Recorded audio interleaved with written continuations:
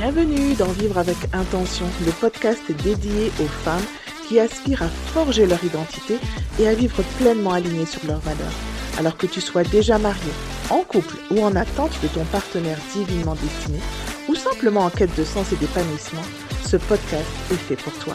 Je suis Vanessa, ton hôte, et je suis ravie de te retrouver pour une nouvelle exploration sur la vie, la croissance personnelle et l'intention. Bonjour à tous. Alors aujourd'hui, on va parler d'un sujet qui est vraiment puissant, mais qui est souvent sous-estimé, le pouvoir de nos mots. Les mots ont un impact incroyable sur nos vies, n'est-ce pas? Et souvent bien plus que ce que l'on réalise. En fait, ils peuvent inspirer, ils peuvent motiver, ils peuvent consoler, mais ils peuvent aussi blesser et détruire. Et aujourd'hui, en fait, je voulais qu'on prenne un moment justement pour réfléchir à la manière dont nos paroles affectent notre propre vie, mais aussi celle des autres.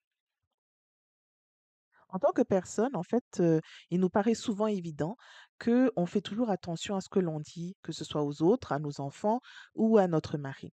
J'imagine que si moi je vous pose la question, est-ce que vous faites attention à votre parole? Vous allez me dire, mais bien sûr, surtout si vous êtes maman, bien sûr, il faut que je fasse attention à ce que je dis devant les enfants, etc., etc. Mais bien souvent, en fait, on se rend aussi compte que malheureusement, ceux que l'on blesse le plus en parole vont être les personnes, en fait, qui sont le plus proches de nous. Et très souvent, on va se justifier en disant, ou du moins en pensant, que ben non, je suis en colère, donc je ne peux pas me laisser faire. Il est plus fort que moi, il va encaisser. Ou encore, il faut que je me fasse respecter. Je suis comme ça. Je suis une personne qui dit ce qu'elle pense. Je suis sans filtre, etc. Mais le problème, c'est que quand les émotions embarquent, c'est encore pire. En tout cas, un des défis, je pense que plusieurs, femmes peuvent avoir, en tout cas, je l'avoue, c'était le mien. C'était un défi que j'avais, que ce soit en tant que maman ou même en tant qu'épouse. C'était vraiment le fait de contrôler, mes paroles, de contrôler ma langue. En fait, lorsque j'étais enfant au primaire, j'ai été victime d'intimidation et Dieu sait que dans la cour d'école, les petits camarades peuvent être cruels sans s'en rendre compte. Hem Vraiment sans peser en fait, le poids des conséquences et je me rappelle en fait cette sensation de nœud à l'estomac à chaque fois que je m'approchais du portail de l'école et le plus difficile était que mes amis les plus proches en fait s'étaient eux-mêmes retournés contre moi par peur en fait, des représailles. Ce qu'ils me disaient. Donc je me suis sentie rejetée, je me suis sentie humiliée, isolée et sans défense et aller à l'école en fait était devenu un calvaire pour moi. Mais, je voulais garder la face et donc au fil du temps, je me suis construit une carapace et j'ai mis en place, en fait, des mécanismes de défense et un de ces mécanismes-là, c'était ma langue. Ce n'est que bien plus tard, en fait, quasiment à l'âge adulte, en fait, que je me suis rendu compte qu'à plusieurs reprises, j'utilisais ma langue, donc mes paroles, comme une arme pour me défendre, mais aussi pour blesser, pour me protéger encore plus. Si on se penche un peu sur la parole de Dieu, dans Apocalypse 1, verset 16, on peut lire, «De sa bouche sortait une épée aiguisée à double tranchant» et ce verset-là, en fait, je pouvais l'appliquer, mais vraiment à moi. Donc de ma bouche sortait une épée aiguisée à double tranchant. Dieu a finalement agi, en fait, en moi et il m'a fait comprendre, en fait, qu'il était primordial pour moi de veiller à utiliser mes mots de la bonne façon.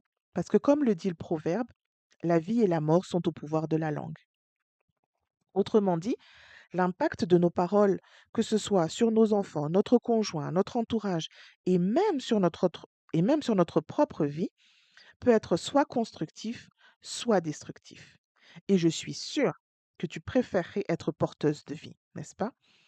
Mais nous devons aussi apprendre justement à bien manier la parole de Dieu, parce qu'elle-même, elle est vivante et efficace et plus tranchante que toute épée à double tranchant, comme on peut le lire dans Hébreux 4, verset 12. Qu'est-ce que ça veut dire? En fait, ça touche d'abord, ce que tu te dis à toi-même. Les mots que tu peux utiliser au quotidien pour toi-même, pour ta vie, pour tes projets, etc., ont une puissance dont tu dois saisir la force. Elles ont non seulement un impact sur la personne que tu es, mais aussi sur celle que tu veux devenir.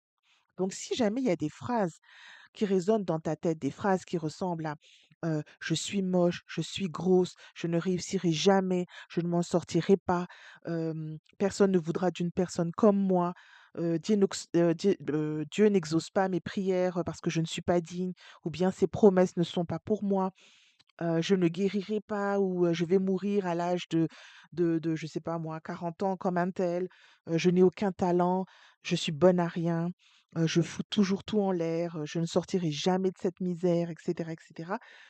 Bannis-les tout de suite. Ces mots sont des graines que tu sèmes et qui vont prendre vie. Alors il est temps vraiment de commencer à utiliser ta bouche pour proclamer les bénédictions que tu veux voir réalisées dans ta vie, même si au début, tu trouves ça ridicule et que tu n'y crois pas. À force de les répéter, tu vas finir par t'en convaincre et te les approprier. Et tu seras en fait en train de prophétiser. Je voudrais te partager en fait un autre verset qui est dans Jacques, chapitre 3, versets 4 à 5. Il est écrit en fait: «Regardez les bateaux, ils sont grands, ce sont des vents très forts qui les font avancer. Pourtant, c'est avec un petit morceau de bois qu'on les dirige et ils vont là où le pilote veut. La langue, c'est pareil. C'est une petite partie du corps, pourtant elle peut se vanter de grandes choses.» En fait, ce verset-là, il m'a vraiment, bouleversée parce que j'ai réalisé que ma langue, tout comme ta langue, est le gouvernail en fait de notre vie. C'est, donc tu as cette capacité en fait d'utiliser tes paroles pour donner la direction que tu veux à ta vie. Donc autant tout à l'heure en fait où on a, répété voilà les phrases, négatives qui pouvaient résonner dans ta tête pardon, en fait là, tu as aussi ce pouvoir-là, à travers ta langue en fait de prononcer, de déclarer des affirmations. Heu, Dieu a pour moi des projets de paix et de bonheur pour moi et ma famille. Je serai la tête et non la queue. Je suis une créature merveilleuse. Je vaux bien plus, hem, que des perles. Je suis aimée, je n'ai rien à craindre. Le Seigneur combat pour moi. L'Éternel des armées précède mes pas. La victoire est déjà remportée. Hem Tout concourt au bien de ceux qui mettent leur confiance en l'Éternel, et je peux toutes ces choses, en fait, par celui qui me fortifie. Mes entreprises sont prospères, ma maison sera un arbre de paix et de joie, et cetera, et cetera. Et je sais que ce n'est pas facile parce que honnêtement, pour être oui, voilà, honnêtement, en fait, je suis une créature merveilleuse. Là, j'ai eu beaucoup de mal à me l'approprier. J'avais une relation conflictuelle avec mon corps, mais je sais désormais, en fait, que ma vision de moi-même n'est pas celle de Dieu, et je devais remplacer, en fait, ce que moi je croyais, ce que je disais de moi, par une autre vérité. Maintenant qu'on a abordé, en fait, le pouvoir de nos mots sur notre propre vie, ce raisonnement, en fait, il est aussi valable pour les personnes de notre entourage, particulièrement si tu es marié et que tu as des enfants. Je sais qu'en général, en fait, on est tous conscientes que les encouragements sont plus puissants que les critiques. Mais dans la réalité, en fait, avec, les circonstances, avec les émotions, avec, tout ce qui peut nous submerger, on peut en fait être en train de répéter sans cesse à notre mari ou à nos enfants: «Tu es toujours maladroit, tu ne comprends jamais rien, hem, tu n'es pas assez bon à l'école, tu ne fais aucun effort, tu es paresseux, tu as toujours la poisse, tu n'es même pas capable de subvenir aux besoins de ta famille, tu es pas capable de faire ceci, tu es pas capable de faire cela, tu as toujours mauvaise mine, tu es négative», et cetera, et cetera. Et en fait, on ne mesure pas le poids ni les conséquences, en fait, que ces paroles peuvent avoir dans leur vie. Et pourtant, je suis convaincue que tu ne veux que le meilleur pour ton mari et tes enfants. Le problème, en fait, c'est que l'on sort, en fait, sans vraiment réfléchir aux conséquences, tous ces petits pics. Je voudrais te lire un autre verset. Toujours dans Jacques, en fait, au verset 5 et 6, si je ne me trompe pas. Oui, donc Jacques, tout à l'heure, en fait, on a lu le verset 4 et 5 et là, en fait, on continue et c'est écrit: «Regardez, il faut seulement une petite flamme pour mettre le feu à une grande forêt. La langue aussi est comme une flamme et c'est là que le mal habite». Tout ça, en fait, ça veut te dire que ta langue et donc tes mots peuvent causer les mêmes dégâts qu'un feu qui ravage tant sur le plan moral, psychologique et spirituel. Mais est-ce que c'est réellement ce que tu désires pour ta famille? Je suis sûre que non. Et face aux paroles négatives, la Bible nous affirme que d'une même bouche ne peut sortir bénédiction et malédiction. Et justement, en fait, une autre fausse idée est de te dire, en fait, enfin, et de te dire que les critiques que tu vas prononcer, en fait, envers ton mari ou tes enfants vont les faire réagir. Parce que c'est pire. En fait, au lieu de les booster, ça va jouer sur leur estime et leur confiance. Et tu sais, en fait, je sais aussi que le renforcement positif, à la longue, en fait, ça peut t'épuiser. Parce que des fois, tu ne vois pas le résultat. Des fois, tu comprends, en fait, tu te dis que tu as beau encourager, beau prononcer des paroles positives, être douce, etc. Et tu ne vois pas de résultat. Mais vraiment, je veux t'encourager à persévérer. Il y a aussi plusieurs citations, en fait, qui nous exhortent et nous encouragent justement à utiliser des mots, nos mots, en fait, comme des générateurs de lumière. Il y a Albert Camus qui disait que on aide plus un être en lui donnant de lui-même une image favorable qu'en le mettant sans cesse en face de ses défauts. Donc vraiment, ne sous-estime pas la puissance de tes paroles parce qu'elles peuvent raviver la flamme qui s'était éteinte chez ton mari ou chez tes enfants. Maintenant, je sais que tu vas me dire, ok, d'accord, c'est bien beau tout ça, j'ai compris que c'était important de faire attention à nos mots, mais qu'est-ce qu'on fait en fait? Qu'est-ce qu'on peut faire? As-tu des astuces? As-tu des tips pour mieux contrôler ta langue? Alors, je voudrais te partager justement 5 clés qui vont t'aider. Si toi tu es une femme avec un tempérament assez fort ou que tu es de celles qui justement n'ont pas forcément de filtre lorsqu'elles parlent, je voudrais te partager 5 clés. Alors la première clé, c'est d'identifier en fait les situations qui t'emmènent en fait à déraper dans tes propos et où, ton impulsivité, en fait, est particulièrement forte au point, en fait, de porter, préjudice. Donc quand tu auras identifié ces situations-là, en fait, ça va te permettre de faire une introspection, de comprendre pourquoi, en fait, ces situations te font exploser.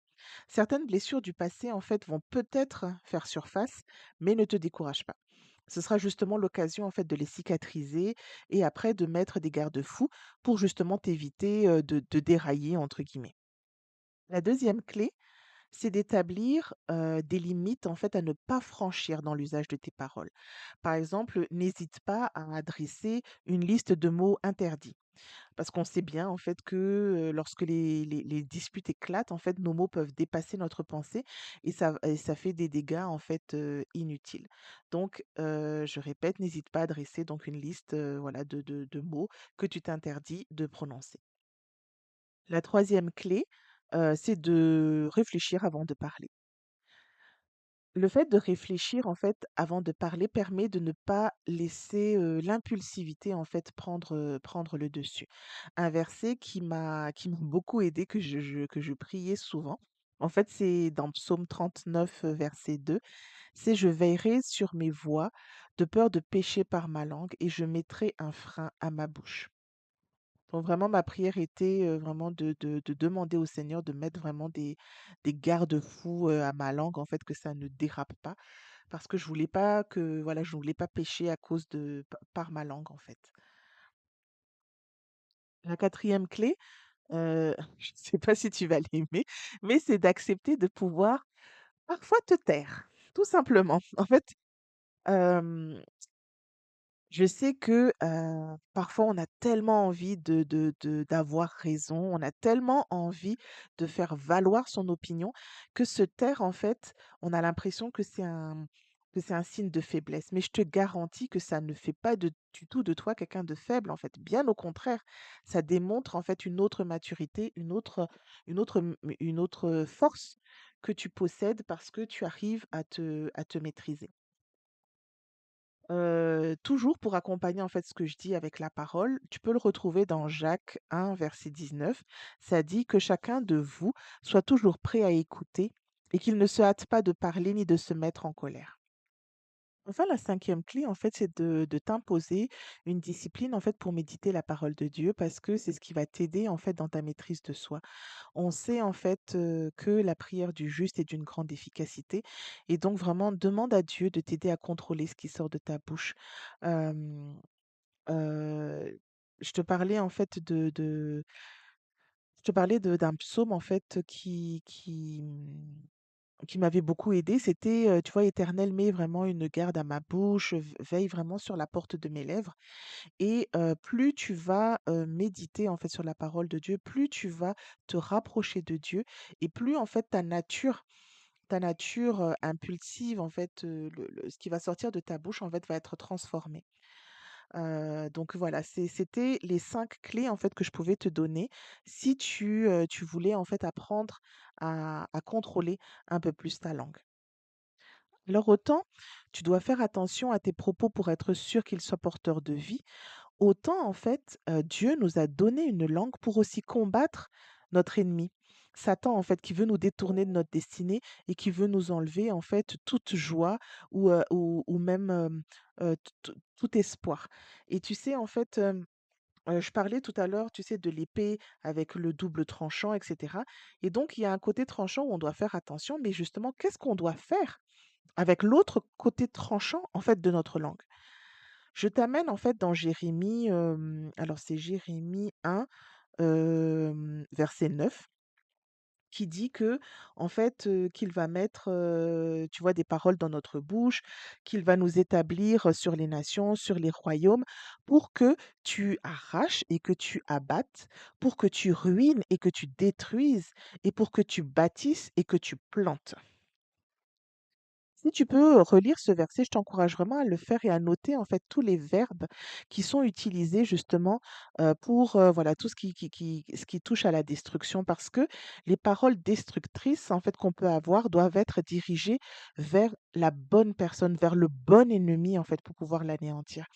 Et c'est pour ça en fait que le Seigneur nous donne cette épée à double tranchant, parce que tu peux utiliser ta langue, en fait, pour combattre l'ennemi, et c'est le moment, en fait, de faire sortir la guerrière qui est en toi, pour que tu puisses utiliser davantage, en fait, ta bouche pour bénir et non pour blesser, pour construire et non pour détruire, pour encourager et non pour, enfoncer, pour réconcilier et non pour médire, mais aussi et surtout pour déclarer et anéantir l'ennemi, ton ennemi commun avec ton mari, l'ennemi, en fait, qui essaye de détruire ton foyer, qui essaye de saper ta joie, qui essaye de saper la paix qu'il y a dans ton foyer, et que tu oses proclamer haut et fort, en fait, que Satan n'a aucune place dans ta famille, que toi et ta famille, vous servirez l'Éternel, que c'est Dieu qui règne dans vos cœurs, que toute arme forgée contre toi sera sans effet, et que toutes les tentatives, en fait, de l'ennemi de vouloir te détourner de ta destinée et de ton bonheur sont brisées dans le nom de Jésus. Donc vraiment, je t'encourage à réveiller la guerrière qui est en toi et à utiliser en fait finalement cette arme que Dieu te donne, mais de la bonne façon. N'oublie pas, comme je le dis souvent en fait dans mes articles, dans ma communication, etc., que la transformation en fait viendra de toi avant tout. Tout commence par soi pour ensuite toucher ton couple et enfin se déverser sur ta famille. Donc, je pense qu'on a fait le tour aujourd'hui de ce sujet qui était assez bouillant, mais je te remercie de m'avoir écouté et j'espère que cette réflexion en fait sur le pouvoir de nos mots va t'inspirer à choisir tes paroles avec plus de sagesse, avec plus de bienveillance, mais aussi avec plus d'intention. Et n'oublie pas que les mots ont le pouvoir de transformer des vies, y compris la tienne. Et si tu as aimé ce podcast, n'hésite pas à t'abonner ou à laisser un commentaire. Et tu peux également me suivre sur les réseaux sociaux pour plus d'inspiration quotidienne. Je te dis donc à très bientôt pour un nouvel épisode. Prends soin de toi et de tes paroles.